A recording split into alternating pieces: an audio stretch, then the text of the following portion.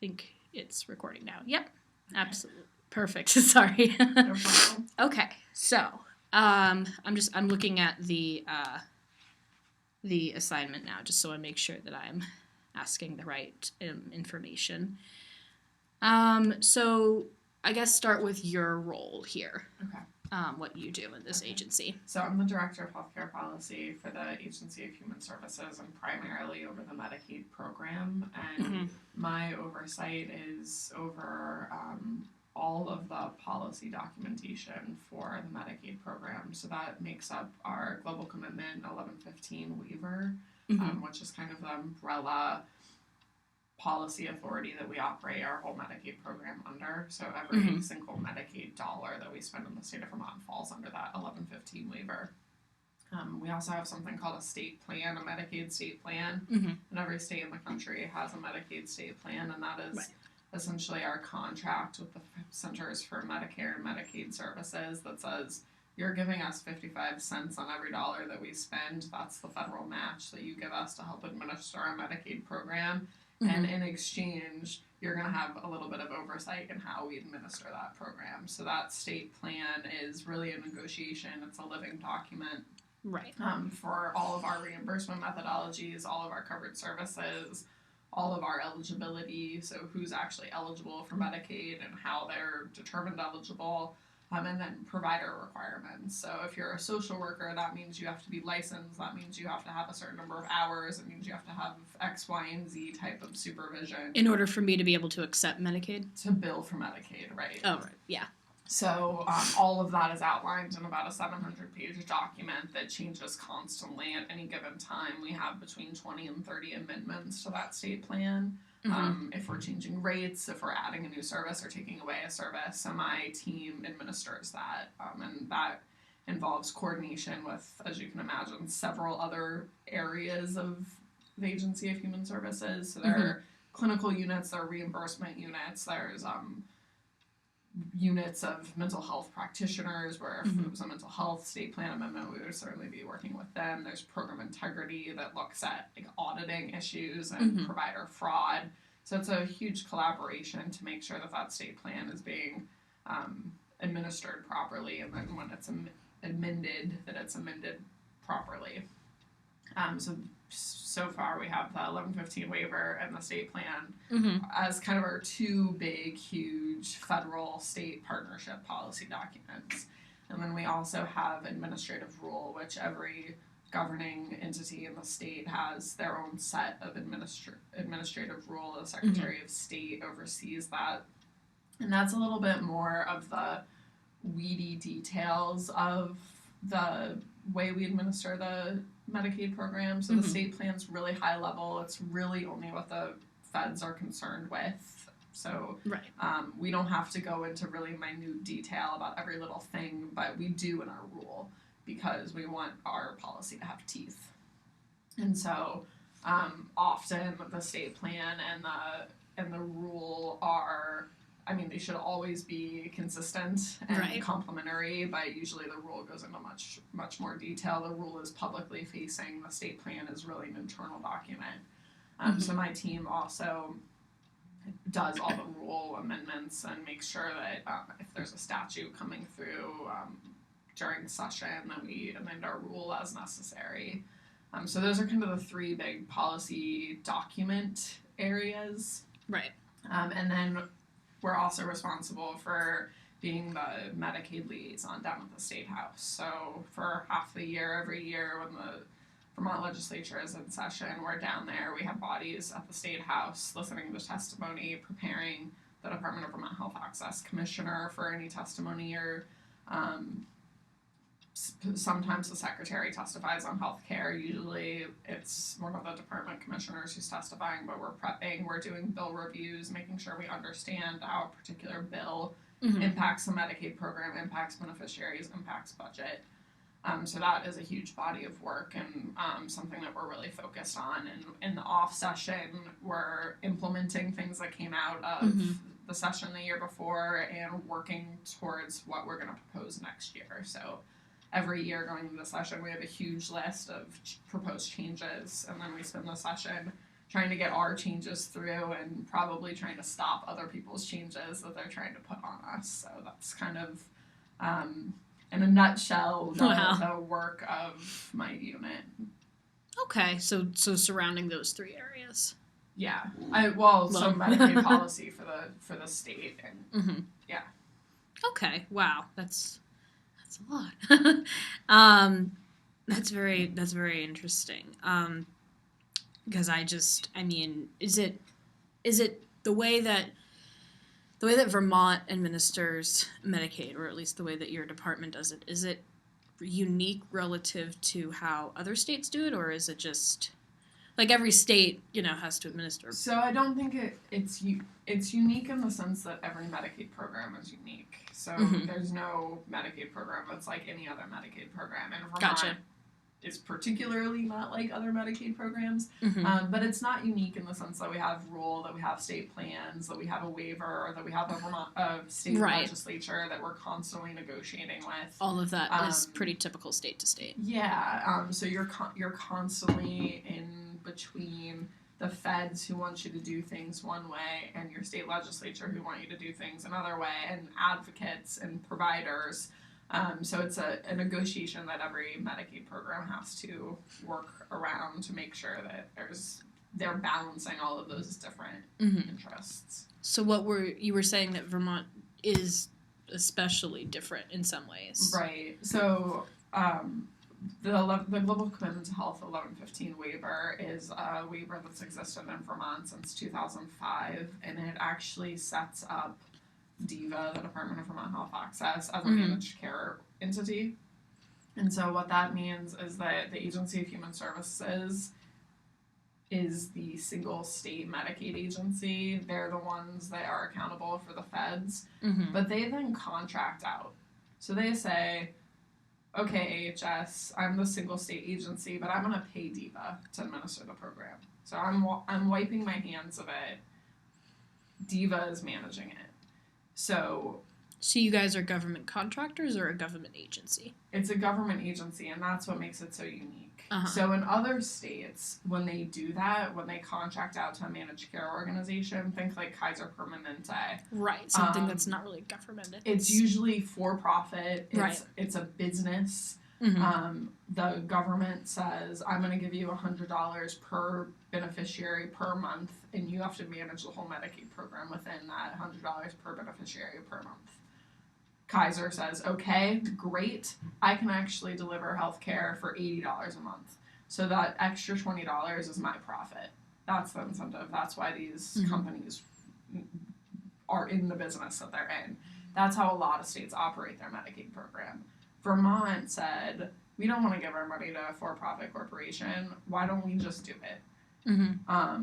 And so we're giving our $100 per member per month to a department of the government, and we're administering it. And so that $20 in profit isn't profit at all. It's savings, and then we're reinvesting it in our Medicaid population. Right, so it stays in-house. Yeah, so it's a very unique model.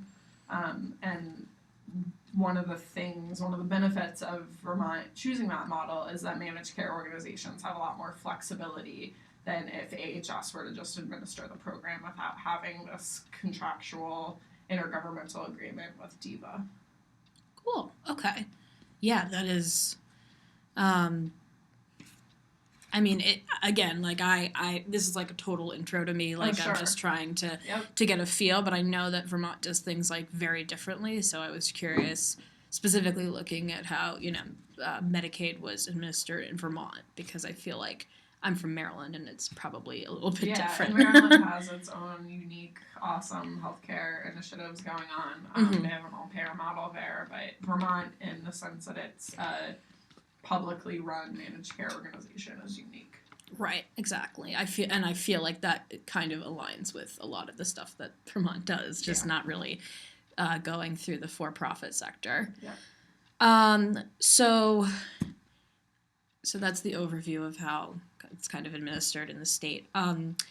What are some, for somebody who, let's say I was trying to get into this field. I'm not, but let's say I was, and I wanted to know kind of professionally what are best practices for administering Medicaid, anywhere.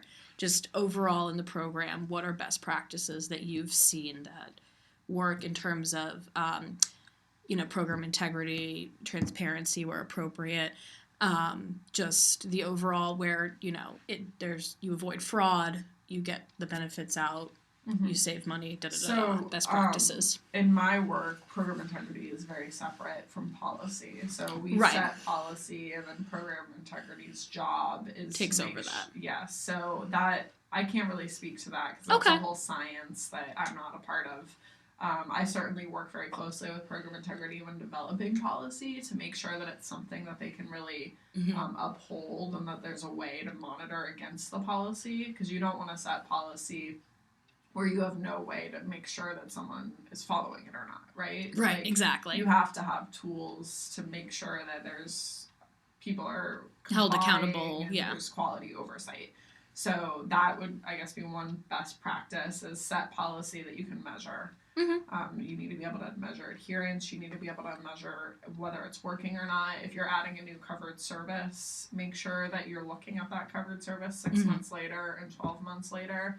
It's a habit because of the fast pace in this work for people to just do and never look back, because you're constantly berated with new work that you have to focus on. But it is really important in the policy cycle to constantly look back and assess what the policy's impact was. Do you need to tinker with the policy? Are there providers that are dropping out because your rate's too low? Are there members who don't have access because the providers are dropping out? Like, there's a constant reassessment and reevaluation of policy that is really easy to skip because you're busy focusing on future work. So that is definitely one best practice. Another best practice is really research. Anyone can have an idea about what they think is a good policy, and without doing the due diligence to see if it's ever been done before, if so, what were the impacts, how did it work, what was the cost, what is the cost going to be if we do this. There's a reason that some politicians are more successful than others. It's really easy to spew out ideas about things that are going to work, but until you've done the research to make sure it's feasible, it's pretty worthless rhetoric. Right. Like Trump being a perfect example. We're not going to build a wall around the entire country. Like, what does that cost? What does that mean for exports and imports? Like, you really need to do a feasibility assessment, and often in policy world, that doesn't happen because it takes a lot of work. It takes a really specific skill set. So another best practice there. And then I guess the last thing I would think of, the list is long. But yeah. Is really making sure that you have leadership buy-in. Policy is very political, especially when you're working with the magnitude of dollars that I work in with Medicaid. We have a over $1 billion a year enterprise here in Medicaid, which is the largest program in the state of Vermont. Politicians are very interested in it. So you don't ever want to do anything. You don't ever want to make policy that the people above you are going to have to reverse. Really being aware of what advocates are going to think about it, what stakeholders like providers are going to think about it, what the legislator is going to think about it, and either sticking to your guns and doing it anyway and making sure that your leadership is educated about why you made that decision and really having something to hang your hat on for rationale. I've also seen quite frequently that people make decisions without really talking to stakeholders and engaging and understanding what the impact is going to be. Right. And bulldozing through, and then 3 months later we have to walk back the whole thing because people are too pissed off and the leadership can't stand behind it. So that's a really important piece of it, is just always making sure that you understand the impacts and that you have leadership buy-in so that you're not walking back something. So to not pass policy just for the sake of passing something, you really need to put a lot more thought into it. Right, and I wouldn't say just for the sake of passing it, but just because you think it's a good idea, right? Because what's a good idea to you is potentially business ending for a provider, or means that a beneficiary doesn't have access to a needed service anymore. Right. So it's policy is an incredibly dynamic thing, especially in healthcare, where you know, my bottom line, what the dollars that I have to work with are real things to other people, their income to providers, and their services to beneficiaries. And so the equation of trying to save money in Medicaid, it's complicated, and really keeping all of those balls in mind when you're making decisions is critical. Because there's effects that you might not see, like sitting here in your office coming up with this, but they're actually going to have an effect, you know, on the ground. Absolutely. And I think that's like the biggest thing, like at least for that I've seen is, you know, any type of policy, even if whether it's governmental or whether it's just any administration making some kind of policy, they just don't really think about who it's impacting, and they don't really see, you know, how is this and you would think that's obvious, but they just don't do it. Yeah, well, it's hard. So it is really, really tempting when you're faced with a deadline to just push something through. It is hard to go to Vermont Legal Aid and tell them your idea and get 15 pages of comments about why it's a bad idea and have to work through all of that.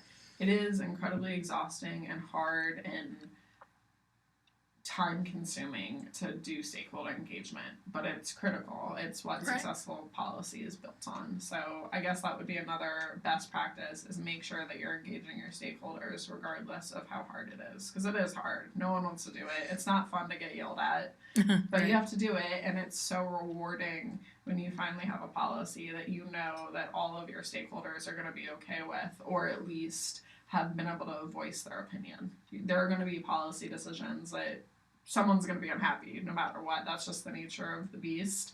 But at least they've had an opportunity and a forum to express themselves, and you've been thoughtful about their expression and said, yeah, that's a good point, I'm actually going to adjust this, or I hear you, but we really have to stick to what we have because of X, Y, and Z.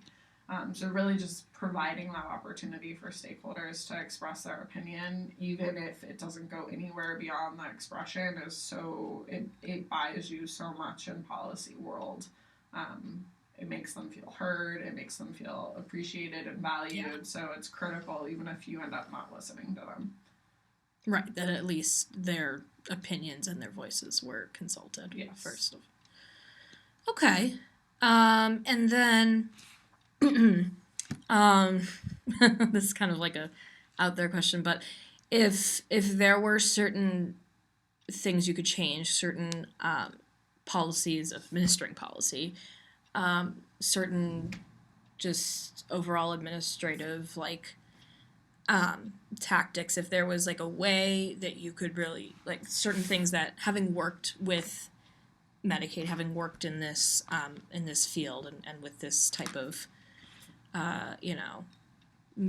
healthcare area, what would you say, if somebody was asking your opinion of what to change, what to improve on, what to take away, I know there's probably a lot, but just like the top things that you think really should be changed or improved on. Sure. So I serve at the pleasure of the governor. Right. And I'm not really going to speak to any policy changes that I think need to happen. That is not something I can speak about. But I can say that, like you were saying earlier when we first sat down, about real world experience, I think it would be a game changer if legislators had a better understanding of Medicaid policy on the ground and what it was like to work for the state and actually administer the program, because they sit there and they tell us what to do and think that they have all these great ideas or have this wonderful grasp on everything and how it's going to impact everything else, but they have no idea what it's like to be here. They don't know what it's like to work with the feds. They don't know what it's like to have providers calling them at the same time as having Vermont Legal Aid calling them. They have no sense of what administering Medicaid is actually about, and yet they have so much power over us. So I would say that if we could have, I mean, even one day a year where they could come and just sit and talk similarly to how you're talking to me right now, to have a better Right. understanding of how things work, it would go a really long way towards better policy making. Because ultimately, they're the policymakers, right? They're the ones that have the money. They're the ones that tell us what to do. Right, So they need to exactly. be better informed. Okay. Okay, yeah, I mean, it's always good, I guess, because the purpose of this paper is to kind of, define a social policy issue. So I Yeah. chose Medicaid. And then coming up with a plan that defines my professional perspective about what I believe should happen. Okay. And, I don't really have a professional opinion, but, I'm trying to take in. Well, I'll give you a little bit more then.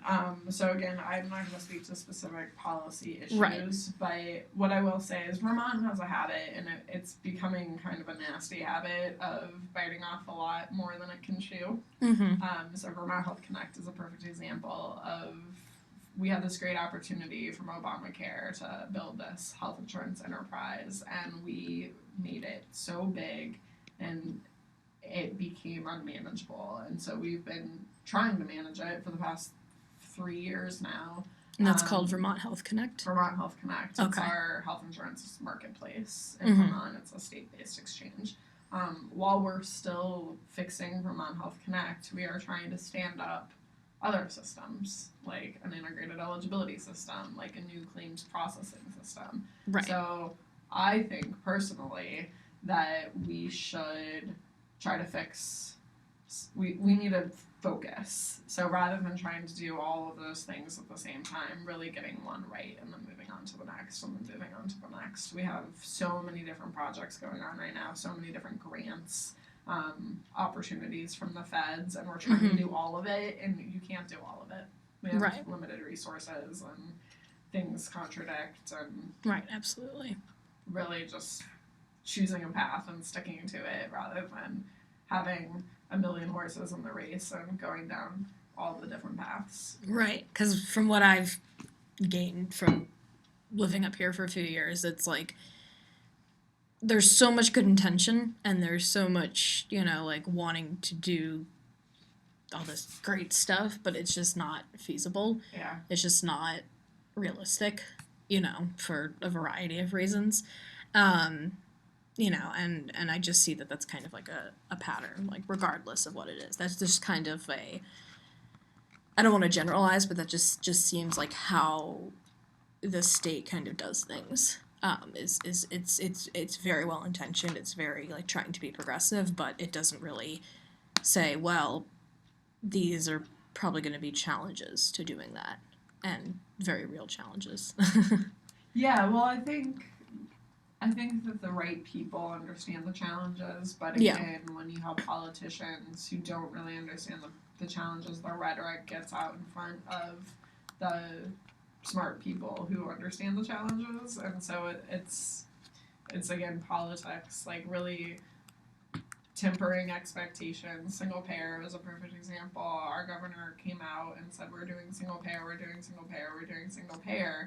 We had people in the background understanding the challenges of doing single payer, and the governor never gave any space for maybe it's not going to happen. Maybe there are going to be too many challenges to overcome. So it's really just about expectations, and there are challenges and we can get through it. And maybe if he hadn't made it a foregone conclusion from the beginning and set expectations to say there are going to be a lot of challenges and here's the path and we're going to have to deal with all these trials and tribulations to get single payer, maybe we would have done it. But instead, everyone thought it was going to be this really easy path forward. When it wasn't, they were ready to jump ship.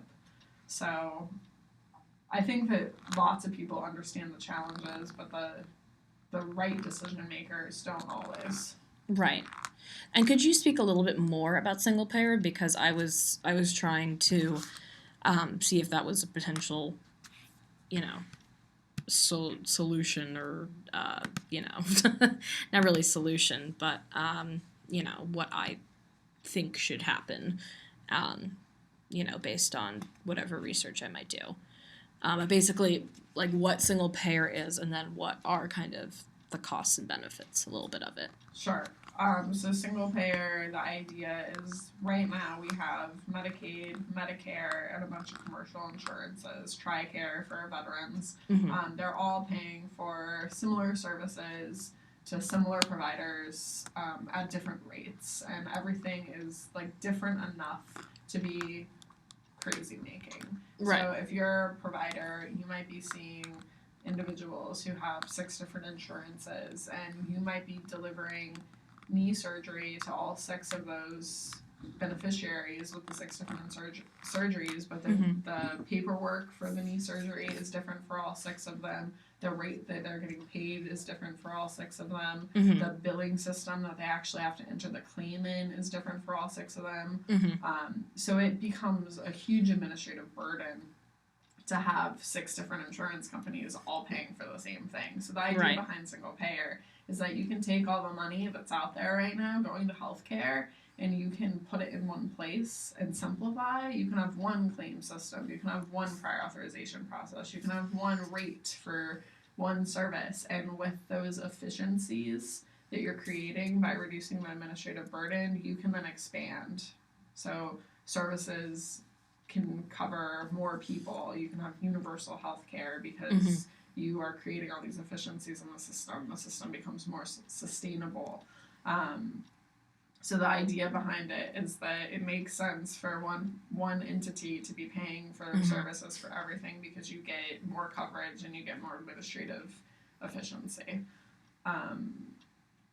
It is very complicated to get to that place. Right. So you have a bunch of different stakeholders. You have providers that think the government rates are too low. So if there's going to be single payer, those rates better be really high, because my commercial rates are really high right now, and you can't take away my commercial rates if you're just going to give me Medicaid rates for everything. So they're a big stakeholder in the game. You have for-profit commercial insurers that don't want to just disappear. So what do you do with them? You have Medicare, who is 100% federally administered, and how do those dollars fold into a state-only single-payer system? So is the U.S. government really going to give up all of their Medicare dollars and give them to the state of Vermont to manage for their Medicare population? It gets complicated really quickly when you start thinking about all the different dollars and all the different rules attached to it, and then the cost of actually building up the system. So what the ultimate downfall of single payer was in the state of Vermont was this expectation that we were going to create universal health insurance in a year, basically, where everyone would have the same level of insurance they have now, and more people would have it. Right. That, in order to do that, was going to have a huge tax increase on Vermont citizens. So ultimately the legislature and the governor decided that we couldn't face that type of tax increase, and we weren't able to do single payer without that additional revenue. So it just disappeared. Right. Because that's how I know how foreign countries are usually able to do universal health care, is through higher taxes. Right. One way. Right. And so what many people would say is expectations were set too high. If you're going to get to single payer, you need to start at a lower level. You can't tell state employees that they're going to get the exact same level of awesome insurance that they have now under a single payer system. They're not. We can't afford that. State employees have like the Cadillac health insurance plan. So some people need to come down to raise other people up, and that wasn't politically appetizing. You don't ever want to tell people that their insurance is going to get worse. Yeah. And in order to take everyone up to where the state employee was, that costs it's extraordinary how much that costs. So that was never going to happen. And until you have a citizen body and a political body that's willing to make those types of deep sacrifices, that's willing to say, okay, 10,000 state employees and dealer.com employees and Burton employees that have all these great insurance plans, your insurance is going to suck for a little while. It's going to be, you're going to be able to go to the doctor, but it's going to be a lot more expensive. You're going to have higher co-pays. You're not going to be able to go to... You're not going to have as many services covered. Yeah. And not just wasn't politically feasible at the time. So that is kind of what happened with single payer. Okay. When the push came to shove and we realized how much it was going to cost, no one was willing to raise taxes that much. Gotcha. And then what is happening in the absence of that is a lot of different projects going on. So I was saying Maryland has an all-payer model. Vermont is working on an all-payer model. It's in the very conceptual stages right now. And what is that? And the idea behind that is kind of the same concept of single payer, where you create administrative efficiencies by having the same rate and the same paper form and the same claim system, but you still have all the distinct payers. Mm-hmm. So Blue Cross Blue Shield and Medicaid and Medicare and MVP are now paying all the same rate, and they're using all the same codes, and they're requiring all the same things as the provider, but they're still separate payers. So that's the idea, is that you create efficiencies, but you don't actually dissolve anything. Right. Okay, so it's a little more feasible than single payer, because single payer is like, correct me if I'm wrong, it's like scrapping what you have right now and creating something new. Yep. Okay. Yeah. And that's really, that's like, and yeah, because traditionally the United States hasn't had universal health care. Like, our system wasn't built that way. Right. So we would literally have to go back to the drawing board if we wanted to have universal health care, single payer in more states. Well, universal health care is separate. So you can have universal health care in our current system. Obamacare has come a long way in making that happen. Universal health care just means everyone has health insurance. It doesn't mean that everyone's on the same health insurance or that everyone has the same type of health insurance. It just means everyone's covered. Right, at varying levels. Yep. But you're right. Our system was not built to be a single payer system, and what would likely happen if we ever were to do a single payer is you would just choose one of the existing entities. So Medicaid might become the single payer entity in Vermont, and it wouldn't be scrapping everything. It would just be building up Medicaid or Blue Cross Blue Shield might become, and building up Blue Cross Blue Shield. So there are lots of different options, but yeah, that's the basic idea. And all payer is definitely more feasible. It's hopefully we'll get there. Okay. All right. Well, that's a lot of great information. That's like literally what I think my professor was trying to get at, but never quite got to. So let me just make sure that there was nothing else. I guess one more thing. I don't want to take up too much of your time. But I don't know how much I think advocates work more with this, but I guess in your opinion, your professional opinion, the social justice perspective of it, I mean, there's that gets factored in when you're drawing up policy. So I'm not sure if what your role is, if anything, if that's completely the advocates, how does that translate into your role? Yeah, so I work in Medicaid policy because I care about social justice and social issues. Otherwise, I would work for someone that paid me a lot more. But I would say that the longer that you are away from the field, the easier it is to forget about the beneficiaries. And it is a constant struggle for me and a constant piece of work for me to bring my focus back to the people that we're actually serving. So it's really easy to be in my office or be at the State House and talk about money and dollars and contracts and feds and forget about the reason that we're doing all of it, which is we want people to have good quality, affordable health insurance. And so what I'll say about that is I'm constantly trying to bring them into my focus, and I think that's what many bureaucrats struggle with, is keeping that beneficiary or consumer or whatever we want to call them at the center of their policy work. And that's when good policy easily becomes bad policy is when you forget that person. Mm-hmm. So when the policy is about the bottom line instead of the consumer, when the policy is about the provider instead of the consumer. So it's really important and hard to keep them in the center of the policy. Mm-hmm. What I've seen in my tenure is that people have pet subject areas, Mm-hmm. like someone might be really into substance abuse for whatever reason, and Right. they're the advocate for the state.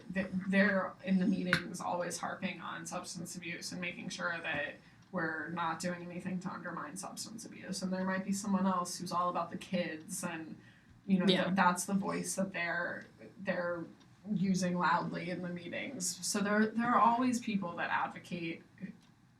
You don't need to go to Vermont Legal Aid or to the advocacy organizations for that. They're here, Mm-hmm. but they're unevenly distributed, and depending on the content area, they're different people. Right, so it comes more from like a personal thing rather than a professional. Well, I think people develop professional interests. Uh-huh. So right. I wouldn't say it comes from a personal thing necessarily. I think if you spent a few years working in the field, for instance, I worked at Planned Parenthood before I ever worked for government, and right. I have very close allegiances to reproductive health and women's health, and so everyone I work with knows that if we're going to talk about Planned Parenthood funding, they're going to hear about it from me. Right. Am I going to speak up for the chiropractors? No. I don't care about chiropractors.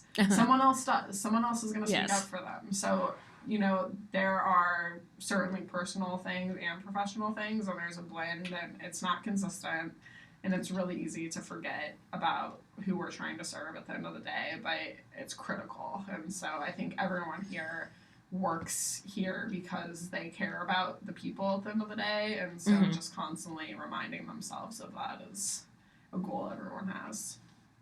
Okay.